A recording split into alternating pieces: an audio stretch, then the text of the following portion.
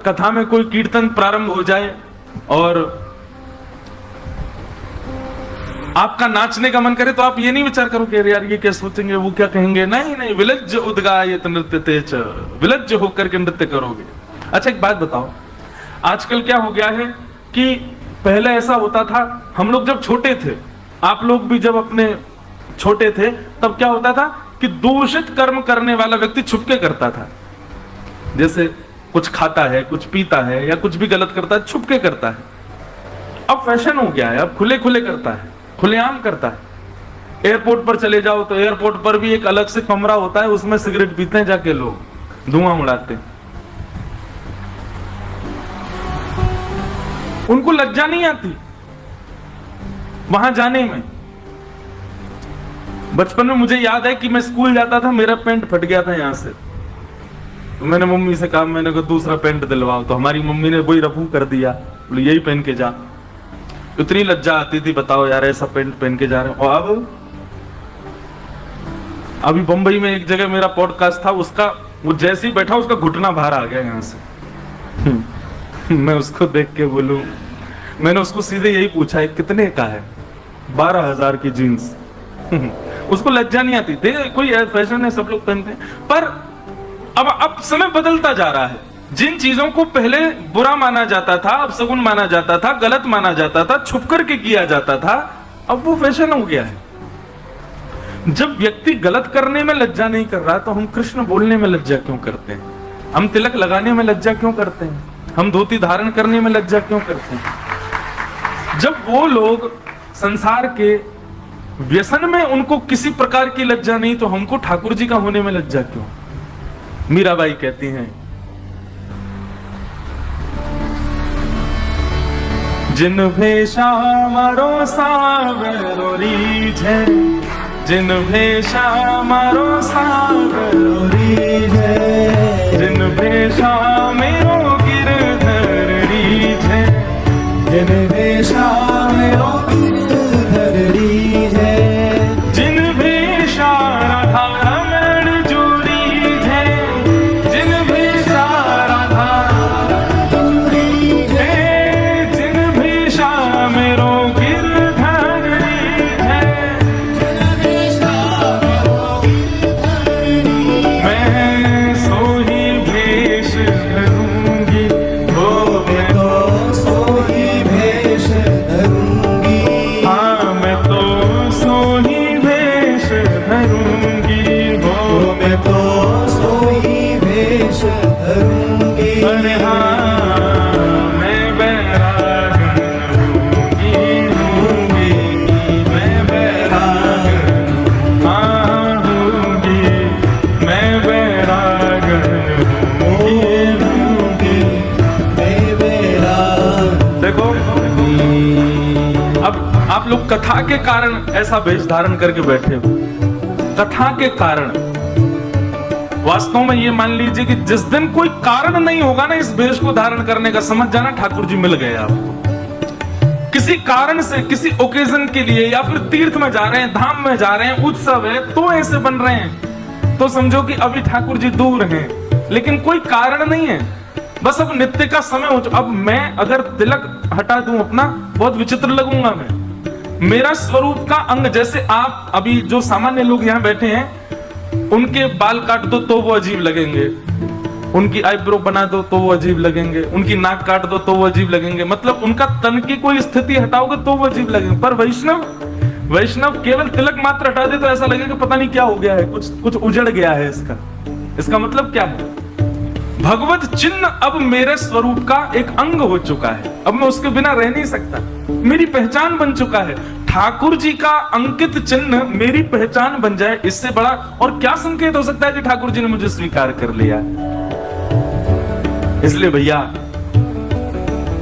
विचार मत किया करो, दफ्तर का विचार मत किया करो, ऑफिस का विचार मत किया करो, कौन क्या कहेगा। अरे कुछ तो लोग कहेंगे, लोगों का काम है, लोग तो ऐसी बात बनाते रहेंगे, पर आप ये मत विचार करो कि कोई और मुझसे रीझे, मैं ऐसी पैंट पहन के जाऊं, टी शर्ट पहन के जाऊं, क्लाइंट मुझसे रीझ जाए, मेरा बॉस मुझसे रीझ जाए, या वो लड़की मुझसे रीझ जाए, या वो लड़का मुझसे रीझ जाए। काहे को करना है ऐसा? ऐसा भेष बना करके रहो बाकी कोई रीझे ना रीझे, पर श्री जगन्नाथ जी रीझे। जिन भेषा मेरो गिरधर रीझे, जिन भेषा जिन भेषा मेरो साहिब रीझे, जिन भेषा मैं सोही भेष धरूंगी हो, मैं तो सोही भेष धरूंगी, अरे हो मैं तो सोही भेष धरूंगी हो, मैं तो सोही भेष धरूंगी। अरे हाँ मैं बैरागन होंगी, मैं बैरागन होंगी, मैं बैरागन होंगे। मैं बैरागन। मीराबाई कहते हैं, कहू तो कुसुमल साड़ी रंगावा, कहो तो कुसुमल साड़ी रंगावा, कहू तो कुसुमल साड़ी रंगावा, कहो तो कुसुमल साड़ी रंगावा, ओ कहू तो भगवान भेष, कहो तो भगवान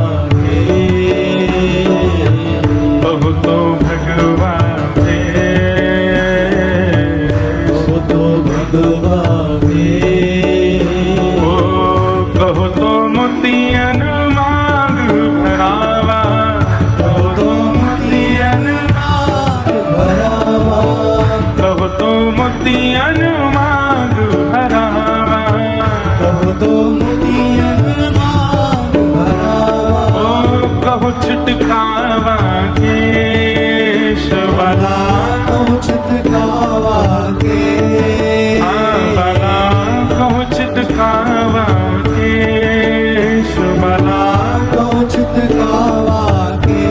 अरे हाँ मैं बैरागन होंगी, मैं बैरागन होंगी, मैं बैरागन होंगी, मैं बैरागन ओ बला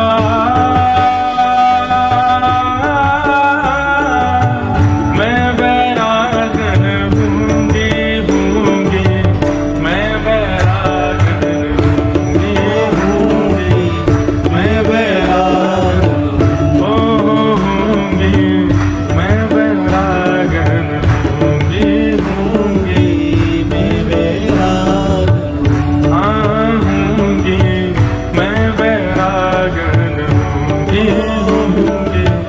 मैं बैरागन। अभी क्या होता है, कोई व्यक्ति संन्यास लेना चाहता है, क्यों लेना चाहता है? क्योंकि उसका मन कह रहा है कि अब मैं सब जगह से उच्चाटित हो चुका हूं, मुझे संन्यास चाहिए, इसलिए संन्यास नहीं।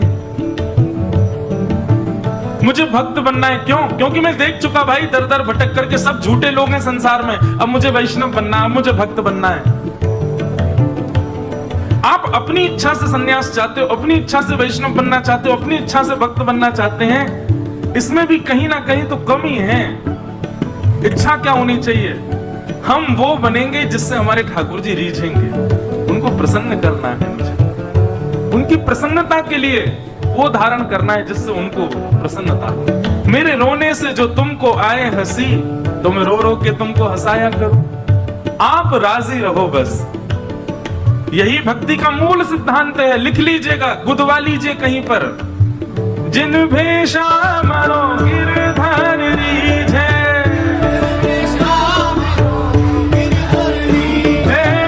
जिन भेषा नंद लाला रीझे, ओ जिन भेषा मेरो सावर रीझे,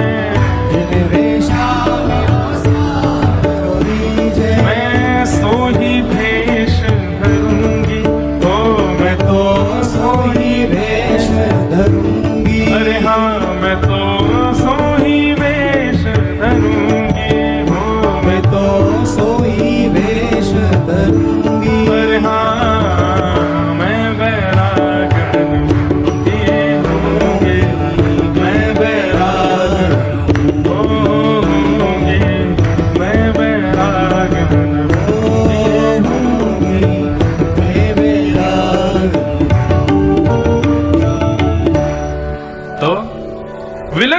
उद्गायत नृत्य तेज। ठाकुर जी जिसको प्राप्त हो जाते हैं, सबसे पहला वाणी गदगद, दूसरा द्रवित हृदय, तीसरा वाग गदगदा द्रवते सचित्तम रुदत्य भिक्षणम हसती क्वचिच्च और विलज्ज, और फिर उसके बाद आया उद्गायत नृत्य तेज। ठाकुर जी का कहीं कीर्तन सुन भर ले, फिर वो रोक नहीं पाएगा स्वयं को, दोनों भुजा उठा करके नृत्य करने लगता है, भाव आवेश में आ जाता है। ये लक्षण किसी और ने नहीं बताए हैं, स्वयं जगन्नाथ जी बता रहे हैं, ये मेरे भक्त के लक्षण हैं। मद भक्ति युक्तो भुवनम पुनातु, ये मेरे भक्त का लक्षण है। जब मैं उसको मिल जाता हूं तो वो ऐसा हो जाता है। दूर दूर तक नहीं हो सकते, हमारी स्थिति नहीं है ऐसी, बस नाटक करवा लो हमसे तो नाटकबाज हैं हम लोग। मद भक्ति युक्तो भुवनम पुनातु। तो नंद बाबा के यहां लाला उत्पन्न हुआ है, सबका हृदय द्रवित हो रहा है, सबकी स्थिति यही हो गई है ब्रज में। कैसे हो गए? बोले महाराज सबकी वाणी भर जाती, कोई भाई कहां भयो है तो बताते बताते रोने लग जाते, बोले नंद बाबा के लाला भयो है। और फिर रोते रोते कहते हैं, बोले रो क्यों रहे हो? इधर देखो इधर देखो इधर देखो, रो क्यों रहे हो? तो क्या कहते हैं? बोले ये कहने में कष्ट लग रहा हो कि नंद बाबा के लाला भयो, नंद बाबा के ना हमारे ही लाला भयो है। वाणी गदगद हो जाती है और फिर बताते बताते नाचने लग जाते हैं, अरे बधाई हो भैया नंद बाबा के लाला भयो। नृत्य करने लग जाते हैं, नेत्रों से आंसू भी गिर रहे हैं, हंस भी रहे हैं, नाच भी रहे हैं, गा भी रहे हैं। ऐसी स्थिति पूरे ब्रजमंडल की हो गई है। ऐसी स्थिति जब तक ना बनेगी भैया मत सोचियो कि ठाकुर जी तुम्हें मिल गए। ठाकुर जी ना मिले, ठाकुर जी छू भी जाएंगे तो ऐसे हो जाओगे। तो पूरे ब्रजमंडल में आनंद हो रहा है, सब उत्सव मना रहे हैं।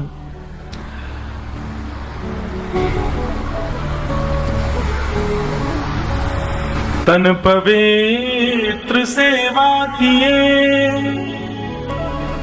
धन पवित्र कर दान, मन पवित्र हरि भजन सो होत त्रिविध कल्याण। ब्रजवासियों के तीन तीन कल्याण हो रहे हैं। कैसे कैसे? बोले सबसे पहला तन पवित्र सेवा किए। तन की पवित्रता नहाने में नहीं है, तन की पवित्रता सेवा में। आप जितनी सेवा करेंगे तन आपका उतना ज्यादा पवित्र रहेगा। और कितना भी नहा धो लो, 3 बार नहाओ दिन में, लेकिन सेवा का भाव ही नहीं है चित्त में, कभी किसी की सेवा ही नहीं करते हो, तो तन आपका पवित्र नहीं है। तन की पवित्रता का मतलब क्या होता है? नहाने के बाद जो तन से सुगंधी आती है वो पवित्रता का अनुभव है? नहीं। सेवा करने वाले व्यक्ति के हाथ से अगर आपने एक जल भी ग्रहण किया तो वो जल भी आपके लिए गंगा के समान हो जाएगा। सेवा करने वाले व्यक्ति के हाथ से एक रोटी भी अगर आपने पा ली, सेवा करने वाले के हाथ से यदि कुछ भी आपने ग्रहण कर लिया तो वो प्रसाद मात्र है, वो आपके कितने कलेशों का हरण कर लेगा, क्योंकि वो सेवादार व्यक्ति है। उसके हाथों में इतना पवित्रता है कि उसके हाथ से स्पर्श की कोई भी वस्तु आप स्वीकार करोगे। इसलिए हम संत जनों के हाथों से, वैष्णव जन हो, भक्त जन हो, उनके हाथों से आशीष प्राप्त करते हैं, प्रसाद लेते हैं, कुछ भी ग्रहण करते हैं। पर अगर वो सेवा ना करते हो वैष्णवों की, ठाकुर जी की या किसी की भी, तो फिर उनके हाथों में वो बल नहीं रहता है। तन पवित्र सेवा की, तन की पवित्रता तो सेवा में है। और धन पवित्र कर दान, धन की पवित्रता दान में। जितना ज्यादा दान किया गया होगा उतना घर का धन पवित्र होगा, और जितना रखा गया होगा गोपनीय करते हुए, समेटा हुआ रखा रहा होगा, ज्यादा खर्चे ही नहीं हुआ, दान ही नहीं हुआ, वो धन अपवित्र हो जाता है। आगे चल करके वंश में, परिवार में बुद्धि दूषित करेगा और उसी के कारण पूरा वंश नष्ट होगा। इसीलिए दान का विधान बताया गया। तो तन पवित्र सेवा किए, धन पवित्र कर दान, मन पवित्र हरि भजन सो। मन कैसे पवित्र होता है? बोले हरि का भजन करने से। ब्रजवासियों के तीनों हो रहे हैं, सेवा भी कर रहे हैं और दान भी कर रहे हैं। आपकी तरह नहीं कल टॉफी लुटाई जेब में धर के चल दिए। हम तो कल भी कह रहे थे आपसे कि ब्रजवासी क्या करते हैं, नंद बाबा अटारी से लुटाते हैं और ब्रजवासी लूटते हैं और लूट करके पीछे लुटाते हैं। मतलब नंद बाबा तो आनंद में भर के लुटा रहे हैं, पर नंद बाबा के समान आनंद सबको है, तो कोई भी रख नहीं रहा है, सब लुटा रहे हैं। मैं कथाओं में कहा करता हूं, ठाकुर जी जीवन में आएंगे तो संग्रह करने की स्थिति खत्म हो जाएगी, जुटाने की स्थिति खत्म हो जाएगी, लुटाने की स्थिति प्रारंभ हो जाएगी। आप संग्रह नहीं करोगे, आप जुटाओगे नहीं, आप एकत्रित नहीं करोगे। ठाकुर जी जीवन में आए तो बांटोगे, लुटाओगे, दोगे सबको। केवल धन ही नहीं, कुछ भी, ज्ञान मिले तो ज्ञान भी बांटोगे, धन मिले तो धन भी बांटोगे, कुछ भी आ जाए। आज कोई आया आपके पास, उसको देने के लिए आप विचार नहीं करोगे कि कुछ लाऊं, आपके पास जो होगा वो दे दोगे तुरंत उसको। और सुनिए, कई बड़े बड़े लोग अपने यश के लिए ऐसा करते हैं, ले बेटा, अब जब जब वो दिखता है तब तो कहते मेरी अंगूठी कहां है जो मैंने तुझे दी थी। ऐसा नहीं, वैष्णव यदि कुछ देगा वो फिर भूल ही जाएगा कि मैंने क्या दिया, उस पर दृष्टि नहीं गाड़े रहेगा। अच्छा बेटा तुम मांगे तो मेरी वाली अंगूठी नहीं पहन के गए, ऐसा वैष्णव का स्वभाव नहीं होगा। वो ऐसी स्थिति में आ जाएगा जिसको जो दे देगा उसके बाद भूल और जाएगा कि मैंने कुछ दिया है। संग्रह का भाव नहीं रहेगा, बांटना प्रारंभ करोगे। ठाकुर जी जीवन में आएंगे तो नंद बाबा लुटा रहे हैं। नंद बाबा विचार नहीं कर रहे हैं कि कौन श्रेष्ठ है कौन अश्रेष्ठ है, बस अटारी पर चल करके देते जा रहे हैं, लुटाते जा रहे हैं। सब ब्रजवासी नाच रहे हैं, गा रहे हैं और भर भर के महाराज खूब लूट रहे हैं। हे जुग जुग जीवेरी यशोदा मैया तेरो ललना, बड़े भाग ते यशोदा मैया ऐसो सुत तन जायो, पूर्ण ब्रह्म जगत को स्वामी सोते ने गोद खिलायो, या कुमगवा दे पलनवा तेरो ललना, जुग जुग जीवेरी यशोदा मैया तेरो ललना। हमारे ब्रज के कई साहित्यों में तो ऐसा वर्णन आता है कि यशोदा मैया ने कितने दिनों तक तो ठाकुर जी कोई को दिखाई ही नहीं, बस ऐसे करके रखती है उनको। सब ब्रजवासी आकर के द्वार पर हल्ला कर रहे हैं, अरे नंद बाबा जी कोई बात है, इतने दिन आते उत्सव चल रहा है, नहीं दिखाते दो लाला कैसो है। नंद बाबा ने जाके यशोदा मैया से कही, सब बाहर इंतजार कर रहे हैं, लाला को एक मुखमंडल दिखाई दो सबन को। यशोदा मैया बोली मैं नहीं दिखाऊंगी, मेरो रत्न सो लाला है, मेरो नीलमणि। ठाकुर जी का जब तक नामकरण नहीं हुआ तब तक यशोदा मैया उनको नीलमणि कहती थी। नीलमणि, नीले नीले ठाकुर जी। आज यशोदा मैया अटारी पर आकर के खड़ी है गई, महाराज जहां तक देखें वहां तक ब्रजवासी खड़े हैं, सब जय जयकार कर रहे हैं, नंद के लाला की जय, यशोदा के लाल की जय। अरे मैया ने एक मोड़ो दिखाई दे लाला को। यशोदा मैया आई बाहर, अटारी पर खड़ी भई और कपड़ा ते ऐसा हटाया और लाल जी के दो चरण दिखा दिए। महाराज उन चरणन को देख करके सबरे निहाल है गए, ऐसे कमल जैसे बिल्कुल गुलाबी गुलाबी ठाकुर जी के चरण, और उन गुलाबी चरणन के ऊपर को भाग जो है वो नीलो नीलो है, तो मानो नील और गुलाबी कमल एक संग हो, ऐसे ठाकुर जी के चरण गदमदरा से चरण दिखाई दे रहे हैं। उनको देख करके सब ब्रजवासी आनंदित है गए। यशोदा मैया बोली बस अब इतना ही देखो, बाद में दिखाऊंगी मैं। चरण देख करके ही सब ब्रजवासी आनंदित हो रहे हैं। उस आनंद का वर्णन नहीं कर सकते बंधुओं। सब ब्रजवासी नाच रहे हैं, गा रहे हैं, उत्सव मना रहे हैं। हमारे नाना जी एक प्रसंग सुनाया करते थे कि लाला ठाकुर जी को जन्म तो भयो देवकी मैया के यहाँ, तो फिर ठाकुर जी सब लीला देवकी मैया के यहाँ ही कर लेते, ये यशोदा मैया के यहाँ कहीं कुआ है। ठाकुर जी को लीला ही करनी ही तो देवकी मैया के संग कर लेते, ऐसी कोई योजना बनाते, देवकी मैया कारागृह से बाहर आ जाती, पहले ही जन्म लेवे थे पहले, और ठाकुर जी वहीं जन्म लेकर के ब्रज में पूरी लीला करते। लेकिन हमारे नाना जी एक बात सुनाते, बोले भैया ये सब ब्राह्मण के आशीर्वाद को फल है। कैसे? नंद बाबा यशोदा मैया के जब तक लाला नाय भयो 80 बरस के है गए, तो नंद बाबा के कुल पुरोहित हैं सांडिल्य मुनि। नंद बाबा ने सांडिल्य मुनि को बुलाए करके उनसे कही कि बाबा महाराज आप हमारे काजे एक अनुष्ठान कर दो, और वह अनुष्ठान में ये भाव रखो कि एक लाला है जाए। कामना क्या है लाला की? देखो बहुत सुंदर बात, ध्यान से सुनना। पुत्र इसलिए नहीं चाहिए कि हमारा वंश बढ़ाए, हमारी संपत्ति बढ़ाए, पुत्र इसलिए चाहिए विष्णु आराधनार्थाय। 9 लाख गैया हैं, इनकी सेवा करे, ब्रजवासी इनकी सेवा करे, संतन की सेवा करे, इन सवन के काज संतान की प्राप्ति करनो चाहे। हमारी संतान प्राप्ति के पीछे कारण ही अलग है। हमारो यश बढ़ावे, खूब पैसा कमावे, धन कमावे, घर बनावे, जे करे, इसलिए हमको पुत्र चाहिए। पर श्री नंद बाबा की स्थिति अलग है। नंद बाबा को भाव कहा है, बोले इतनी सारी गैया हैं, इन गैयान की सेवा करने वालों एक ग्वारिया चाहिए मुझे। तो इतने संत हमारे यहाँ, हमें उन संतन के पाम धो धो करके, भैया मैं तो बूढ़ो है, चलो कौन करेगा, संतन को आनो लगो रे, हमारे यहाँ उनके पाम धोबे वालों एक सेवक चाहिए। और ये सबरे ब्रजवासी भैया, ये सबरे मुकु राजा माने, मेरे बाद इन ब्रजवासी की सेवा करने वालों कोई होना चाहिए, यमुना जी की सेवा करने वालों कोई होना चाहिए। हमारे नाना जी कहते, लाला गौ सेवा, संत सेवा, ब्राह्मण सेवा, ब्रजवासी सेवा, यमुना सेवा, इन सेवान के भाव से पुत्र की याचना करी तो परब्रह्म ने मन बनाया कि भैया ये सेवा तो मैं ही कर सकूं, कोई सामान्य बालक ना करेगा, हमारे मैं ही तुम्हारो लाला बन के आऊं। यदि कोई सामान्य व्यक्ति इस भाव से पुत्र की याचना करे,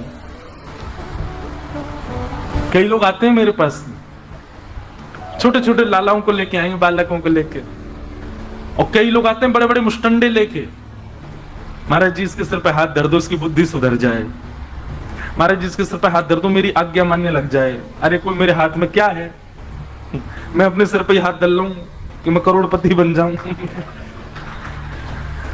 लेकिन कई माताएं छोटे छोटे बालकों को, महाराज जी इसको आप आशीर्वाद दे दो कि ऐसा भक्त बने कि कालांतर में ये आपकी कथा कराए, ये श्री जगन्नाथ महाप्रभु का महा उत्सव करे, ये वृंदावन धाम जाकर के खूब वैष्णव बन जाए। महाराज जी ये कुछ बने नहीं बने, इसकी ठाकुर जी के प्रति प्रीति हो जाए। ये सब बातें सुनकर के ना हृदय से आशीर्वाद निकलता है। लेकिन जब कोई यूं कहता है कि महाराज जी इसको आशीर्वाद दे दो ये पास हो जाए, पर आशीर्वाद ही लगता है, बेटा पढ़ लो, हम क्या आशीर्वाद दें, हमारे आशीर्वाद से पास होना होता तो सारे चार्टर्ड अकाउंटेंट हमारे पास ही बैठे होते, पढ़ नहीं रहे होते, आशीर्वाद देते रहो हम पास हो जाएं। बालकों के प्रति या बंधुओं संसार की कोई भी वस्तु की कामना करो, कृष्ण संबंध के साथ कामना करो। हमें घर बनाना है अपने लिए, ये संसारी इच्छा हो गई, पर हमें ठाकुर जी के लिए एक सुंदर स्थान बनाना है।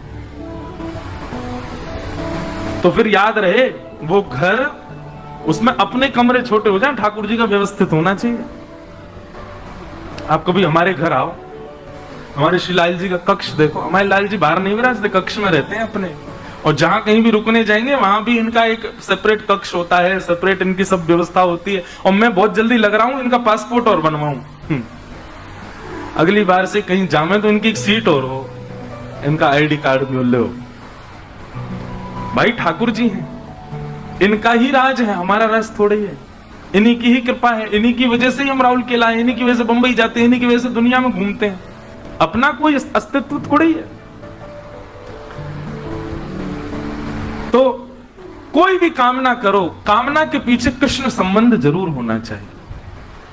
हमें गाड़ी भी चाहिए तो गाड़ी अपने लिए नहीं, हमको ठाकुर जी के लिए एक रथ चाहिए, ऐसी भावना रखो, और उसमें फिर महीना 2 महीना में ठाकुर जी को कहीं ले जाया करो, उसमें बैठा के ठाकुर जी के भाव से रथ की कामना करोगे तो फिर ठाकुर जी जिम्मेवारी रखेंगे, खरोंच भी नहीं आ जाए, मेरो रथ है, ठुकनो नहीं चाहिए, कहीं कोई एक्सीडेंट नहीं हो जाए, मेरो रथ है। ठाकुर जी की भावना से संसार की कामना करो तो वो संसार की कामना भी भक्ति बन जाएगा।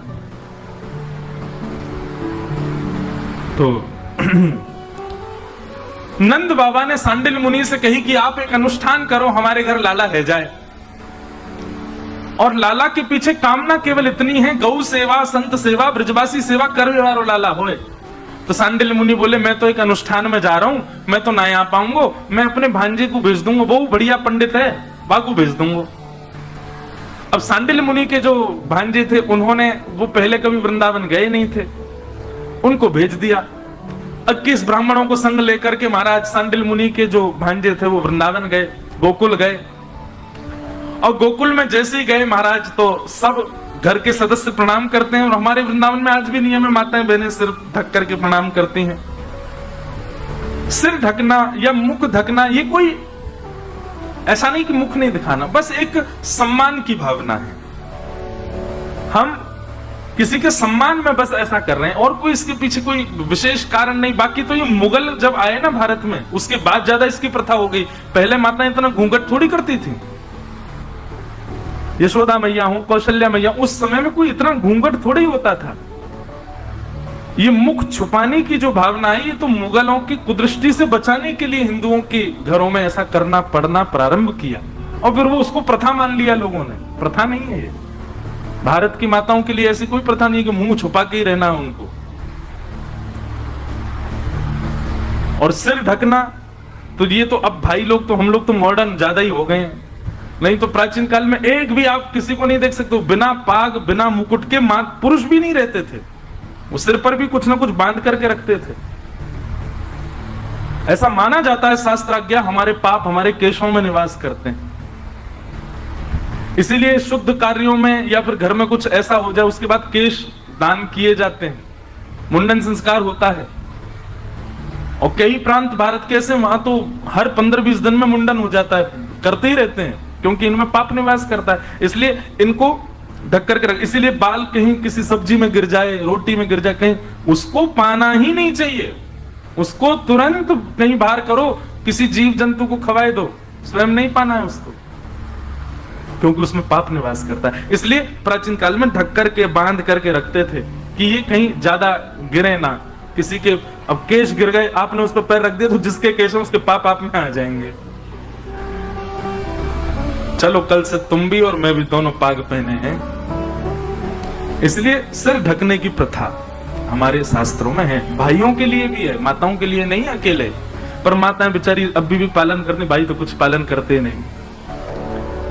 तो यशोदा मैया ने जब उनको प्रणाम किया, घूंघट लगा रखा था, और जैसे ही प्रणाम किया तो उनको लगा कोई नवीली दुल्हन है। और दुल्हन महाराज जान करके उन्होंने तो सीधा आशीर्वाद दिया, बोले पुत्रवती भव। यशोदा मैया को आशीर्वाद पुत्रवती भव का दे दिया। तो यशोदा मैया बोली, बोले बाबा तो फिर ध्यान रखिए, 80 वर्ष की आयु है गई है हमारी, और आपने पुत्रवती भव को आशीर्वाद दियो है। सांडिल मुनि के जो भांजे हैं वे आनंद में भर गए और बोले, मैया अब तो चाहे ठाकुर जी को ही आना पड़े, लेकिन आपके पुत्र तो होएगा, क्योंकि शास्त्राज्ञा है ब्रह्म वाक्यम जनार्दनम। ब्राह्मण जो बोलता है जिम्मेवारी ठाकुर जी लेते हैं उसको पूरी करने की। अब तो हमने कह दियो कि आपके लाला होएगा तो होएगा, और बाकी मैया नहीं तो एक काम करो, चकाचक 21 ब्राह्मणन को बढ़िया सुंदर एक यज्ञ कराए दो, वहां में हम सब अनुष्ठान कर देंगे, और अनुष्ठान में आप बढ़िया दक्षिणा दे दियो, बढ़िया भोजन पानी कराए दियो, बढ़िया जाप करेंगे, आपके घर लाला होएगा। नंद बाबा ने यमुना के किनारे बढ़िया सुंदर तंबू लगवायो, एक बढ़िया मथुरा से हलवाई बुलवायो, 21 ब्राह्मणन की रहवे सोवे की व्यवस्था कर दी। भैया अनुष्ठान चलेगा, नंद बाबा के यहाँ लाला होना चाहिए। बहुत ध्यान से सुनियो। हलवाई आकर के प्रसादी बना रहे हैं। पहले दिन को अनुष्ठान, ब्राह्मण को 3 चीजें सबसे ज्यादा प्रिय हैं। सबसे पहला भोजन, और दूसरा महादेव की आराधना, और तीसरी दक्षिणा। 3 सबसे ज्यादा प्रिय है। किसी ब्राह्मण को प्रसन्न करना हो, ये 3 काम करवा दो, महादेव की आराधना करवाओ, और बढ़िया भोजन पवाओ, और फिर दक्षिणा दे दो, और फिर ब्राह्मण को प्रणाम करो, वो आशीर्वाद देगा, फलेगा, निश्चित फलेगा वो आशीर्वाद। नंद बाबा ने बढ़िया हलवाई बुलवाए। हलवाई ने आकर के सवेरे सवेरे महाराज आलू की सब्जी, बेड़ई, कचौड़ी, जलेबी नाश्ता में बनाए। ब्राह्मण को कही, आ जाओ भैया सबरे ब्राह्मण, अनुष्ठान बाद में शुरू करियो, पहले बाल भोग पा लियो। ब्राह्मण ने जाकर के देखी, देसी घी में तली भाई बढ़िया कचौड़ी जलेबी बन रही है, खूब चकाचक पाई महाराज, नर भर लियो यहाँ तक। नाश्ता तो पेट भर गो। जैसे पेट भर गो महाराज, सब ब्राह्मण बोले, बाबा यहाँ तो आनंद ही आए गए, चलो अब अनुष्ठान शुरू करें। और अनुष्ठान से पहले जमुना जी में आचमन करो। आचमन करवे गए तो आचमन करते करते सब ब्राह्मणों को आलस आने लगो। ब्राह्मण सब बोले एक काम करें, बोले कहा, ये सवेरे को नाश्ता का जो ज्यादा है नेक आराम कर लें, दोपहर में उठेंगे और उठ के स्नान करके फिर जप में बैठ जाएंगे। बोले हाँ एक काम करो, 2-2 घंटा सवेरे सो जाओ। और 2-3 घंटा के लिए सवेरे ब्राह्मण सो गए। हमारे नाना जी सुनाते तो बहुत अच्छा प्रसंग।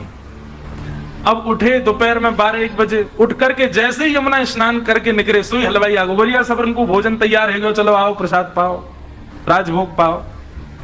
ब्राह्मण बोले अरे सुबह बहुत पालियो, कहा पानो? बोले भैया ना पाएंगे तो अन्न को अनादर रह जाएगा, चलो सबरे पाएंगे। और सबरे ब्राह्मण पहुंच गए। अब तो महाराज काय गो यार, लाली को कोई कछु खो गए हो। अरे अपनी मैया ढूंढ रही है बेचारी।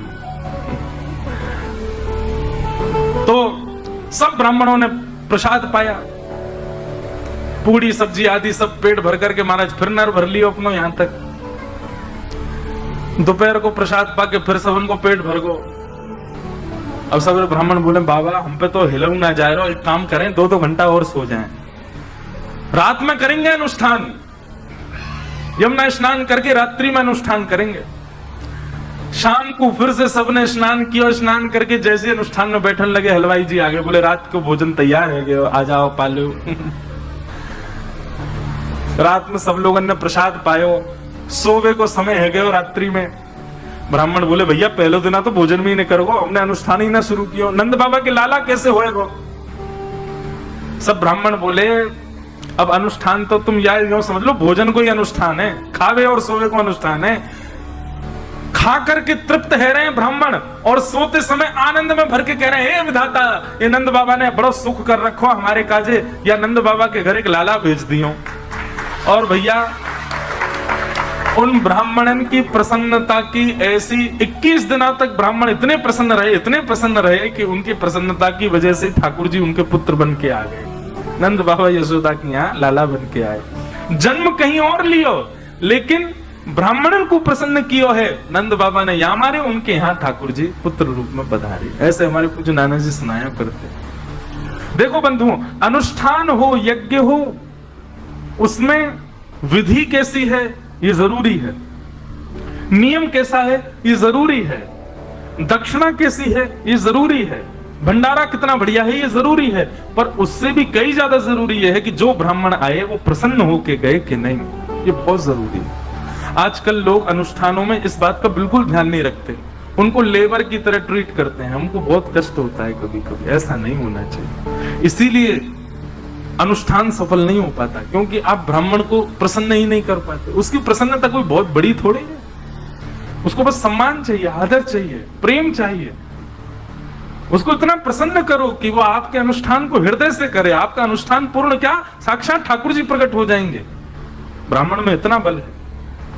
तो ब्राह्मणों की कृपा से ठाकुर जी इनके यहाँ लाला बन करके पधारे हैं। बोलो कृष्ण कन्हैया लाल की। एक राक्षसी जिसका नाम है पूतना, वो गोकुल में आई है ठाकुर जी को 12वीं के काजे। भक्ति में सबसे पहली अड़चन कौन सी आएगी? भक्ति में सबसे पहली रुकावट आती है पूतना। पूतना यानी कि अविद्या, अविद्या यानी कि अज्ञान, अज्ञान यानी कि सद और असद की पहचान ना होना, इसको अविद्या कहते हैं। बंधुओं, आप कितने भी भजन कर लो, परिक्रमा कर लो, जप कर लो, कीर्तन कर लो, पर अविद्या को दूर तो केवल कोई गुरुवाणी ही कर सकती है। जब तक आप गुरुवाणी का आश्रय नहीं लोगे, जब तक आप किसी सत्संग का आश्रय नहीं लोगे, आपकी अविद्या नहीं मर सकती। इसलिए सत्संग युक्त होकर के ही भक्ति के मार्गों को स्वीकार करो। बिना सत्संग के आपके, अब चाहे आप 3 घंटे सुनते हैं, ऐसा हो ही नहीं सकता कि 3 घंटे में एक सूत्र आपके संशय का समाधान ना करता हो।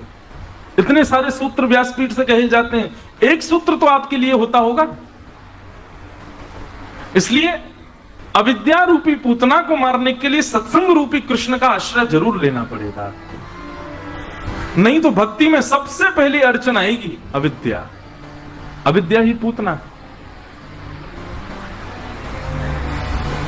पूतना भगवान, पूतना महाराज कंस के शत्रु को खोज रही है, और खोजते खोजते पूतना ने क्या किया, अपने पयोधर में विष लगा करके जाती है, और 10 दिन के अंतराल में जितने बालकों ने जन्म लिया है ब्रजमंडल में, उसने सुंदर रूप धारण किया, सुंदर वेश धारण किया, उसको धारण करके जाती है। कोई भी उसको रोकता नहीं है, सब सोचते हैं इतनी सुंदर, इतने अच्छे कपड़े पहन के आई है, अच्छे घर की होगी।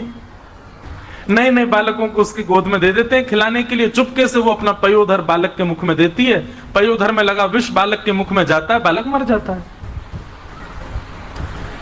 घूमते घूमते पूतना का आगमन हुआ गोकुल में।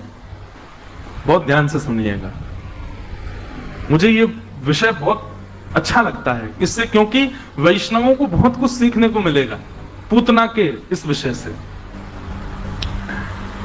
पूतना ने गोकुल में प्रवेश किया। पूतना का वास्तविक रूप कैसा है? राक्षसत्व रूप है उसका, राक्षसी है वो। ना देखने में सुंदर है, ना बोलती अच्छा है, ना चलती अच्छा, कुछ भी अच्छा नहीं है उसका। अत्यंत कुरूपणी भयावह है, परंतु केवल और केवल सबके चित्त में विश्वास प्रकट करने के लिए, अपने लिए, कि सबको मुझ पर विश्वास हो जाए, सुंदर बन करके गई है, बनावटी बन करके गई है, अपने वास्तविक रूप में नहीं गई। पूतना ने जैसे ही गोकुल में प्रवेश किया, सब पूतना के रूप पर आकृष्ट हो गए। उसकी चाल देखो, उसके नेत्र देखो, उसकी मुस्कान देखो, उसके केश देखो, उसके वस्त्र देखो, उसके आभूषण देखो, उसकी हर वस्तु आकर्षण कर रही थी सबका अपनी ओर। ब्रजवासी गा रहे हैं, नंद घर आनंद भयो जय कन्हैया लाल की, नाच रहे हैं, गा रहे हैं। 6 दिन हो गए, 6 दिन से कोई सोया भी नहीं है, किसी ने भोजन भी पाया ढंग से, ऐसा किसी को पता नहीं है। बस उछालते हुए बधाई, कोई खावे की वस्तु आ जाए तो वही को खा करके पेट भर रहे हैं अपनों। कोई व्यवस्थित भोजन भी नहीं किया ब्रजवासियों ने, इतना उन्मुक्त हो चुके हैं उत्सव में। और उस उत्सव के बीच में जब पूतना आती है तो ब्रजवासी नाचते नाचते जैसे पूतना को देखते हैं तो आकृष्ट हो जाते हैं। अरे देखो तो कितनी सुंदर। पुरुष तो पुरुष, माताएं भी उस पर मोहित हो गई, गोपियां भी उस पर आकृष्ट होने लगी। छोटे छोटे बालक अपनी माताओं के पास जाकर के कहने लगे, बोले मैया हमारी उम्र है गई, हमारा ब्याह करा दे। बोले ब्याह करा दे? कौन सा ब्याह कराऊं? बोले वो जो आ रही है बातें करा दे। इतनी सुंदर। शरीरम स्वरूपम तथा वा कलत्वम रथश्चारुरुचिरं धनं मेरुतुल्यं मनश्रेण लग्नं कृष्ण पादारविन्दं ततः किं ततः किं ततः किं ततः किं। चाहे कितना भी सुंदर शरीर आपने बना लिया हो, कितना भी सुंदर रूप आपने पाया हो, कितना भी सुंदर धन आपने कमाया हो, कितनी भी सुंदर कन्या या वर से आपने ब्याह किया हो, कितनी भी गाड़ियां खरीद ली हो, कितना भी संपत्ति वैभव कमा लिया हो, कितना भी बड़ा व्यापार क्यों ना कर लिया हो, लेकिन मनश्रेण लग्नम कृष्ण पादारविंदम, इन सबको पाने के बाद मन कृष्ण के चरणारविंदों में नहीं लगा हो तो रावण के पास भी ये सब कुछ था। हमारे पूज्य नाना जी कहते थे रावण देखने में ज्यादा बुरा नहीं लगता था, अच्छा था, उसका रूप भी अच्छा था, उसका शरीर भी अच्छा था। उसकी पत्नी मंदोदरी, कहते हैं जब सीता जी की खोज करने हनुमान जी गए तो एक बार तो मंदोदरी को देख करके उनको लगा ये तो नहीं है सीता जी, मतलब कहीं ना कहीं रिजेंबल हो रही है, और वो भी हनुमान जी। हनुमान जी नहीं पहचान पा रहे तो समझो मंदोदरी को हम तो सीता जी समझ लेते। पत्नी भी अच्छी, और वैभव कैसा रावण का। हनुमान जी महाराज कहते हैं जब मैं लंका गया तो लंका देखते ही मेरे मन में आया इतनी सुंदर नगरी मैंने जीवन में कभी नहीं देखी। संपत्ति भी अच्छी है, सब कुछ अच्छा था रावण का। आज की डेट में एक व्यक्ति की जो जो इच्छाएं होती है ना, वो सारी इच्छाएं रावण की भी थी। अच्छा घर हो, अच्छी पत्नी हो, अच्छा वैभव हो, अच्छा नाम हो, अच्छा यश हो, अच्छा संपत्ति हो, अच्छा मेरा शरीर हो, अच्छा मेरा रूप हो, सब रावण के पास था, सब कुछ था रावण के पास। लेकिन क्या नहीं था? मनश्रेण लग्नम राम चरणारविंदम, उसका मन राम जी के चरणों में नहीं लगा था। क्या हुआ? ततः किम ततः किम ततः किम ततः किम, सब व्यर्थ हो गया। हनुमान जी महाराज ने लंका क्यों जलाई पता है? क्योंकि हनुमान जी ने जैसी लंका को देखा तो लंका देख करके उनको लगा इतनी सुंदर लंका। बाद में जब उन्होंने देखा कि इस लंका में राम जी तो है ही नहीं, ये मुझको भा कैसे गई? बिना राम की युक्त वस्तु यदि मुझे भा गई है तो इस वस्तु को मैं ऐसा कर दूंगा कि मुझे भाए ना।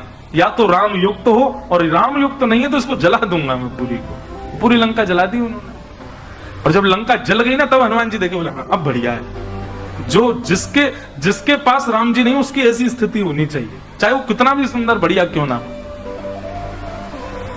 इसलिए भैया कोई भी योग्यता आपको मिली हो जीवन में, पर कृष्ण युक्त होकर के नहीं मिली है, तो मैं आपको एक बात की गारंटी दे सकता हूं, वो कांस्टेंट नहीं हो सकती, कभी ना कभी छूट जरूर जाएगी। इसलिए श्री कृष्ण युक्त होकर के आप वस्तु को स्वीकार करो। पूतना अत्यंत सुंदरी बनकर के आई, सब उसके रूप पर मोहित हो गए। पूतना ने जैसे नंद भवन में प्रवेश किया, यशोदा मैया बोली, अरे विधाता कितनी सुंदर, अरे विधाता मेरी बस एक बात मान लीजिए, तो जो कहेगो वैसे तेरी तपस्या करूंगी, ऐसी सुंदर कन्या तो मेरे लाला को ब्याह और करा दे, मेरे लाला के काजे भी ऐसी बहू आवे। अरे देखो यहाँ के नैन तो देखो, यहाँ की चाल तो देखो, यहाँ की मुस्कान तो देखो, यहाँ के वस्त्र तो देखो। यशोदा मैया ने तो ये तक सोच लिया कि मेरो लाला कछु वर्ष पहले जन्म ले लियो होता तो यही तो ब्याह कराती लाला को। ठाकुर जी गोद में पड़े पड़े कुल बला रहे हैं, बोले मैया रुक जा, अभी बहू के रूप देखे वो तो है, कैसी बहू है। पूतना आकर के बैठी, उसका स्वरूप और वस्त्र इतने सुंदर हैं कि अनायास उसको कोई रोक ही नहीं रहा है, सब उसको प्रवेश दे रहे हैं, आजा आजा आजा, अरे तुम तो यहां बैठो। सबसे बड़ी भूल है मानव की, ठाकुर जी में और मानव में यही अंतर है। मानव बाह्य आकर्षण देख करके आकर्षित हो जाता है, पर ठाकुर जी नहीं होते। ठाकुर जी इसीलिए उनको कहा गया चार थे स्वविज्ञ स्वराट, वो अविज्ञ हैं, वो सबको जानते हैं भीतर से। हनुमान जी महाराज श्रीमद् भागवत में कहते हैं, कहीं और नहीं, श्रीमद् भागवत में ही हनुमान जी की वाणी है। पंचम स्कंद में जहां पर मनवंतरों का वर्णन किया गया है, वहां श्री हनुमान जी महाराज की इतनी सुंदर वाणी है। हनुमान जी कहते हैं कि न जन्मनूनम महतो न सौभगम न वांग न बुद्धि न कृतेस्तोष हेतु तय्यद्विशस्ता न पिनो बनौकश चकार सख्ये वत लक्ष्मणाग्रज। और ध्यान से सुनिए, श्री हनुमान जी महाराज भागवत जी में कहते हैं, आप कहेंगे भागवत जी में हनुमान जी कहां से आए? पंचम स्कंद में जहां पर मनवंतरों का वर्णन किया गया है, अब वो कथा विस्तार है, वहां पर ऐसा बताया कि जैसे हमारा जो है ये भारतवर्ष है, ऐसे 7 वर्ष और हैं, ऐसे किम पुरुष वर्ष और है, वो हमको दिखाई नहीं देगा। किम पुरुष वर्ष है, उस किम पुरुष वर्ष में हनुमान जी महाराज राम जी की सेवा करते हैं। भारतवर्ष में बद्रीनाथ भगवान है और उनकी सेवा नारद जी करते हैं। 6 महीने के लिए मानव करते हैं, 6 महीने के लिए नारद जी करते हैं। उनका भी वर्णन भागवत में किया गया। तो किम पुरुष वर्ष का वर्णन करते हुए वहां पर हनुमान जी महाराज कहते हैं, प्रत्येक मानव को राम जी से एक गुण सीखना चाहिए। क्या?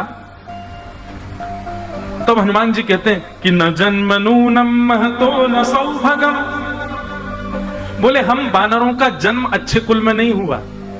बानर कुल कोई अच्छा कुल थोड़ा ही है। और नवांग, बोले कुल अच्छा नहीं है तो कोई कहे कि आप लोग बोलते अच्छा होगा। बानर को बोलते हुए देखा, खिस खिस खिस खिस किर किर करता है। हमारे वृंदावन में सुनो बंदरों की भाषा महाराज।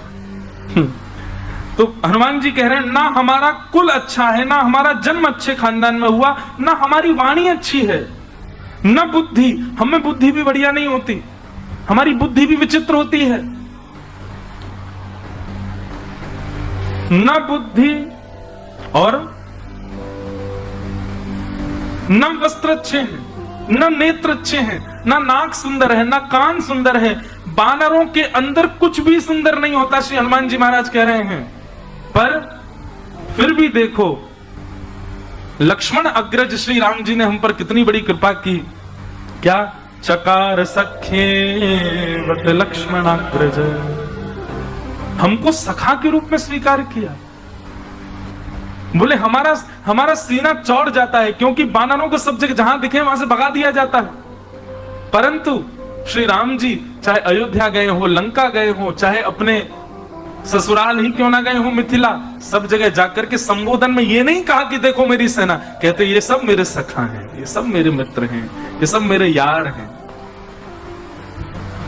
और वही सखत्व ठाकुर जी ने कृष्ण लीला में भी स्वीकार किया। मरकान भोक्षण विभजति सचेन नात्रि भांडम बिनत्ति।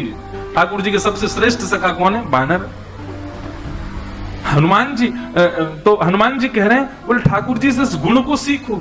वो रूप नहीं देखते, वो वाणी नहीं देखते, वो कुल खानदान जाति नहीं देखते। हमारे अष्ट सखा कहते हैं प्रीत ही सौंपई है प्रीतम, प्रीत ही सौंपई है,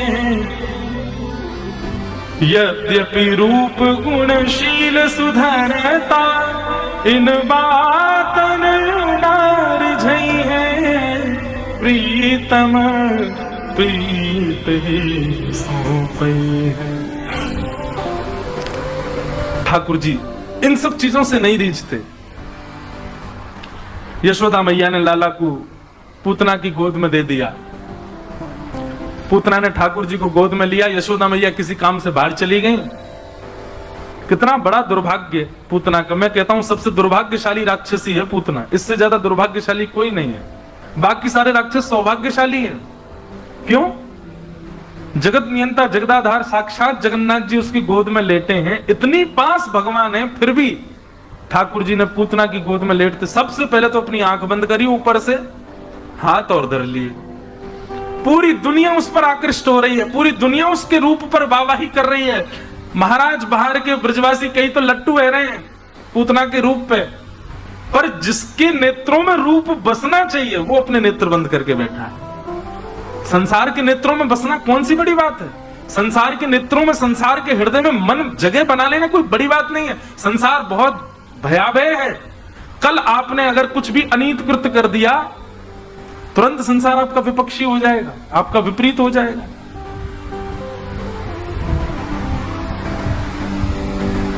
कोई आपसे आकर के कहते कल रात में महाराज जी पी रहे थे, और ये कहना भूल जाए चाय, अगले दिन ही आधी हो जाएगी भीड़ पंडाल में, और सब विश्वास और कर लियो हम लग ही रहे थे वो तो। बहुत खतरनाक है संसार। ऐसे संसार के नेत्रों में, हृदय में, बुद्धि में स्थान बनाना कोई बड़ी बात है? हमारा उद्देश्य तो यही है कि हम श्री जगन्नाथ जी के हृदय में अपना स्थान बनाएं, हम श्री जगन्नाथ जी के नेत्रों में अपना स्थान बनाएं, हम श्री जगन्नाथ जी के चित्त वृत्ति में विराजमान हो जाएं। कौन है श्री जगन्नाथ जी के चित्त में बैठे हैं? श्री जयदेव महाप्रभु।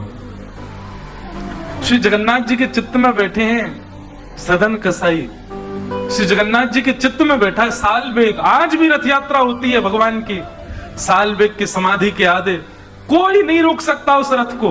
नंदी घोष रथ जब चलता है, अब तो बहुत व्यवस्था सरकार की हो गई, प्राचीन काल में तो हम लोग सुनते थे कि लोग बाग तक भी उस रथ के नीचे कई बार आ जाते थे, किसी का हाथ आ गया, किसी का पैर आ गया, कोई मानव ही आ गया, उस रथ को कोई नहीं रोक सकता। पर आज भी कहते हैं कि जैसे सालबेग की समाधि आती है बीच मार्ग में, अपने आप रथ धीमा हो जाता है, अपने आप ठाकुर जी रुक जाते हैं। आज भी हजारों वर्ष बाद अपने सालबेग के लिए श्री जगन्नाथ महाप्रभु, हमें तो लगता है कि महाप्रभु क्यों आते हैं बाहर? सालबेग को याद करने आते हैं, उसी से मिलने आते हैं। उनके चित्त में सालबेग बैठा है। विश्व के करोड़ों के जड़ाऊ वस्त्र नहीं धारण करते, लेकिन जयदेव महाप्रभु के द्वारा लिखा गया गीत गोविंद आज भी ओढ़ करके, लपेट करके सोते हैं श्री जगन्नाथ जी। क्यों? रात में व्यक्ति अपनी प्रिय चद्दर ओढ़ करके सोता है, अपनी प्रिय तकिया पर सोता है, अपने प्रिय बिस्तर पर सोता है, अपने प्रिय वस्तुएं आसपास रख के सोता है ताकि उसको नींद अच्छी आवे। ऐसे जगन्नाथ प्रभु ऐसा भाव रखते हैं कि मानो गीत गोविंद के रूप में सब ब्रजवासी, सब गोपी, श्री राधा रानी और श्री जयदेव महाप्रभु को हृदय से लिपटा करके श्री जगन्नाथ जी सोते, शयन में जाते, उनके हृदय में बैठे हैं। दुनिया के हृदय में जगह बनाना कोई बड़ी बात है? कर दो कुछ राउल केला में कुछ बढ़िया सा बन जाएगी जगह सबके, फिर अगले दिन ही कर दो कुछ उल्टा, सब गालियां भी दे देंगे। पर जगन्नाथ जी आप कितने भी पाप करके चले जाओ, लेकिन महाप्रभु तब भी ऐसे ही खड़े रहेंगे, आपको देख करके प्रसन्न भाव में रहेंगे, आपको कभी अस्वीकार नहीं कर सकते।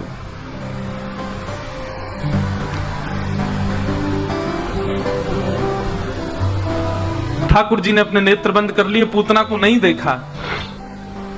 पूतना ने अपना पयोधर जैसे ही भगवान के मुख में दिया, भगवान ने नेत्र बंद किए। इसके पीछे सैकड़ों कारण बताए जाते हैं क्यों नहीं देखा पूतना को, पर मुझे जो विशिष्ट 2 कारण लगते हैं उनको मैं कह दूं। सबसे पहला कारण ठाकुर जी ने पूतना को नहीं देखा, उसके पीछे यह है कि पूतना बनावटी बनकर के आई है, जो वास्तविक है उसमें नहीं आई है। सबसे पहला कारण ठाकुर जी की आंख मूंदने का है, बनावटी। ये बनावटी भाव ठाकुर जी को प्रिय नहीं है। जो लोग पाखंड के भाव से, बनावटी भाव से, केवल और केवल दूसरों को दिखाने के लिए कि देखो हम भक्त हैं, हम वैष्णव हैं, हम ये हैं वो हैं, इस भाव से ठाकुर जी के पास जाते हैं। भगवान कहते हैं हजारों लोग मेरे मंदिर में, मैं उनको तो बिल्कुल ही नहीं देखता जो बनावटी भाव से आए हैं। बनावटी लोग ठाकुर जी को प्रिय नहीं, पाखंडी लोग ठाकुर जी को प्रिय नहीं है। ऐसे लोगों को देख करके ठाकुर जी अपना नेत्र बंद कर लेते हैं। दूसरा कारण पूतना को न देखने का क्या है? चलो तुम बनावटी बनकर के आई, तुम अपना रूप बदल करके आई, पर तुमने आकर के क्या किया? नंद घरानंद भयो जय कन्हैयालाल की उत्सव मना रहे ब्रजवासियों का उत्सव छुड़वा दिया, ब्रजवासियों को भी अपनी ओर आकर्षित कर लिया। उन ब्रजवासियों का मेरे प्रति जो प्रेम, मेरा जो चिंतन चल रहा था, वो तुमने रुकवा दिया।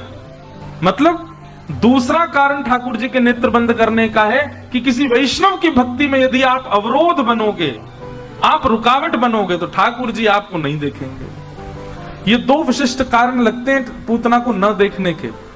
पहला बात बनावटीपना, और दूसरी बात किसी भक्त की भक्ति में अवरोध आना, अवरोध बनना।